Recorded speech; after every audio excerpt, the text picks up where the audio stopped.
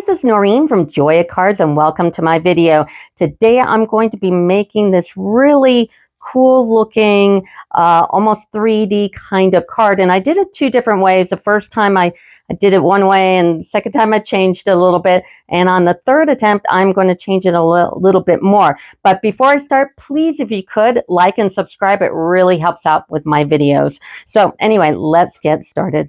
So we're going to be using In the Grove. Now, on this card, and my whole idea with this was going to incorporate under the moon here, but it just kind of looks odd. So I'm going to omit this, which leaves out a technical stamp of masking and stamping over it. So it makes the card a little bit easier. Also, the sentiment is from Unbound Love, and this happy birthday is like the perfect one. So let's start with the base.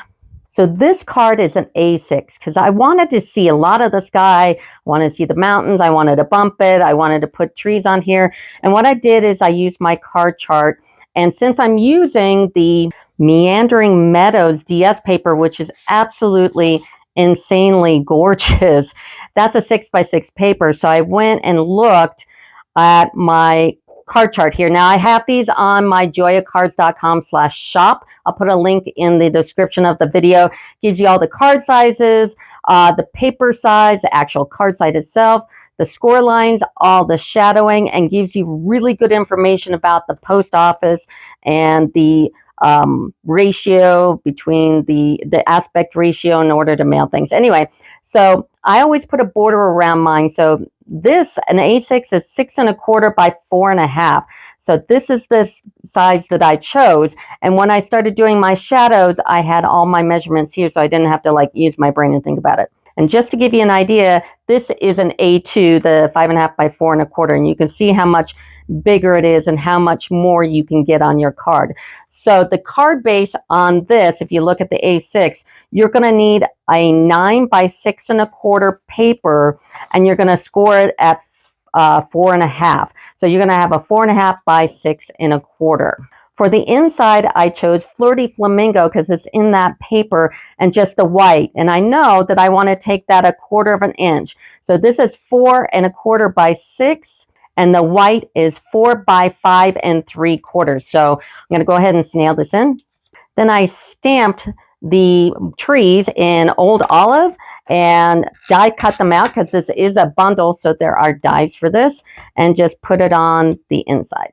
The sentiment here is Something Fancy. It's the smallest sentiment tag and just in basic white.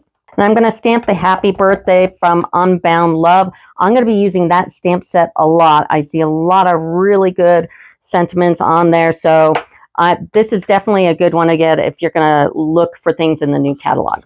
So I did frame my card here in Flirty Flamingo. And if I look at my A6 and I only want to go 1/8 inch, it's 4 3/8 by 6 1/8. So that chart just makes it really easy for me to just make a card without having to use my brain and fingers and all that stuff to figure that out.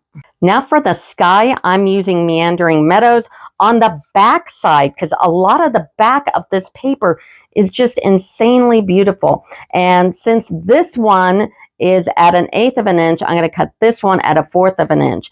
So this is 1 1/4 by 6, but I'm not going to put it on there quite yet. Now we're going to stamp the mountains. Now this card I use Pebble Path for the mountains, and this one I use Memento. And you know what? I think I like the Memento better because these look like Rocky Mountains to me, and Rocky Mountains aren't green and they're not gray, they're black. In fact, I did this card years ago with, I think it's called Mountain Air. That's long discontinued, but that's okay, or retired anyway. So we're going to go ahead and use a Moxie. The Stamparatus is discontinued, so we're using the Moxie. I think it's a little better to use anyway. So this paper here is 3 5/8 by 6. Now we are going to be cutting this down, so yeah, that's why I made it bigger. So I'm going to stamp this in Memento. Now before I pull my mountain up, I got to get rid of some of this white. And I don't want to use Memento for it. I am going to use Pebbled Path for it. Let me get a piece of scratch paper here because you definitely want to take it, stamp it off, and then swoosh in and just make it a little darker, because mountains are not white in the middle. They might have snow on it, so you can leave like the tips white, but definitely take out some of that bottom white there. Now line up your die and go ahead and cut it out. Now here's a really good thing to pay attention to. When I cut this out, I know this die is going to leave a little bit of white on the tips here. So I'm going to bring it right under where I think it's going to cut, so you won't see as much of that white.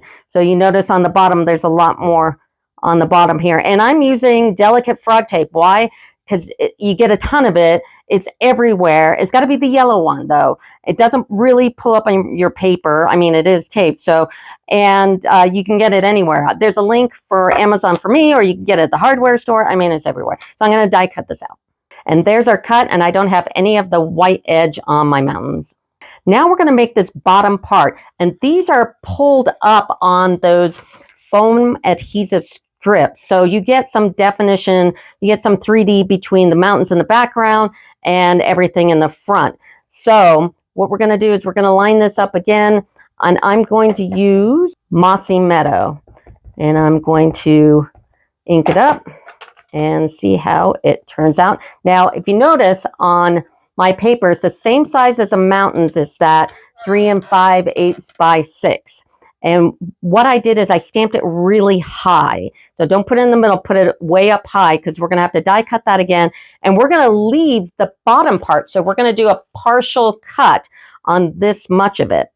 So I took my piece off here, and this is Old Olive, and I'm going to go ahead and color the bottom up to the trees here, because I don't want it white. So I'm going to take it all the way up and over and fill that in nice. Now I'm going to partial cut this. So I've got my bottom plate, which always looks like hell, and then my top plate, which is nice. And when my top plate gets worn out, then I switch them and I throw the bottom out. So I'm going to take this, and I'm going to get my delicate frog tape. I'm going to bring that die a little tiny bit down, trying to get rid of the top part of the void of the die. And I'm going to move this down, and I'm going to partially cut, because I'm only cutting off the top, not the bottom. So I'm going to take my top plate and put it like halfway through the die, like so. Let's see if I can line it up for the camera. Like this. So it's halfway through the die. So now I'm going to cut this out.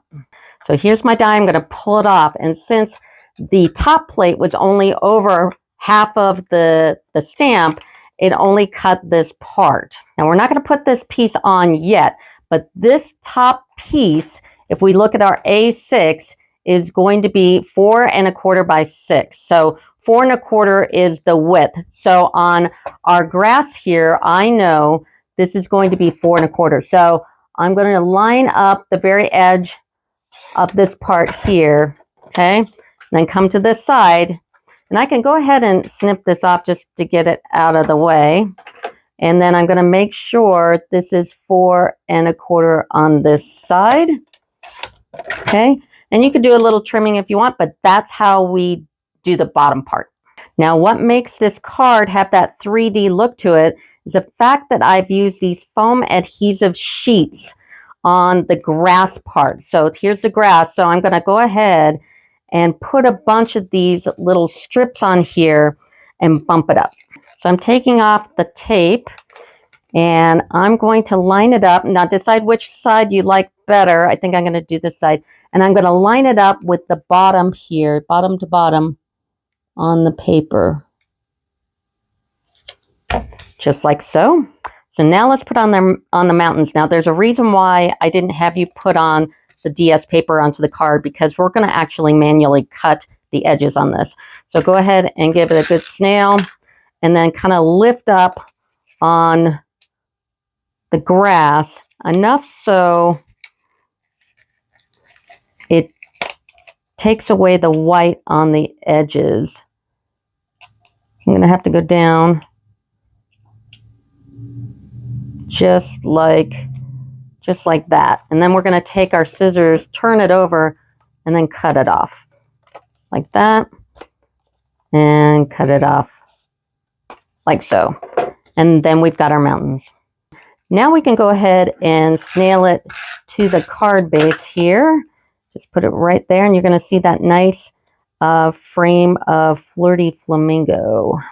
Now the only things we have to stamp out are the trees and the fox. Now we decided not to do the sun, so it'll look like this one, but with the darker mountain. So I'm going to do 4 sets of trees, 2 in Old Olive and 1 in Mossy Meadow.